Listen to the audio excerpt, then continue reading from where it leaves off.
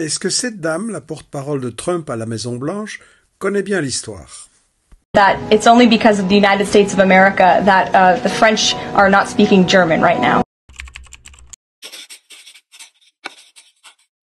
Faux, madame. Complètement faux. Les États-Unis ont débarqué en Normandie en juin 1944, quand Hitler avait déjà perdu la guerre. C'est l'armée rouge soviétique qui a détruit 75% de la puissance militaire de l'Allemagne nazie. C'est à l'Est que Hitler a perdu ses meilleures troupes. Le tournant de la guerre, ce n'est donc pas juin 1944, c'est la bataille de Stalingrad, de juillet 1942 à février 1943, la première grande défaite d'Hitler. C'est l'armée rouge qui, en leur infligeant de lourdes pertes à l'Est, a empêché les Allemands de redéployer leurs unités en Normandie.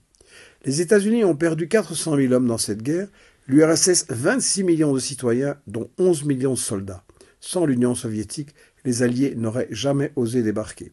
Après la guerre, les Français savaient bien qui avait gagné la guerre, mais cette conscience, elle a changé dans les années 60 à cause de Hollywood. Je me souviens des années 60, Le jour le plus long et d'autres films Hollywood venaient raconter aux gamins que j'étais que les États-Unis nous avaient gentiment libérés. Plus tard, en lisant Jacques Pauwels, Le mythe de la bonne guerre, j'ai découvert que le grand patronat US, Ford, General Motors, les pétroliers, faisait un juteux business avec Hitler pendant toute la guerre et a retardé l'intervention occidentale jusqu'au dernier moment, quand l'armée rouge avait fait presque tout le travail. Je leur ai dit, formez-vous, étudiez l'histoire, voici quelques livres que je recommande.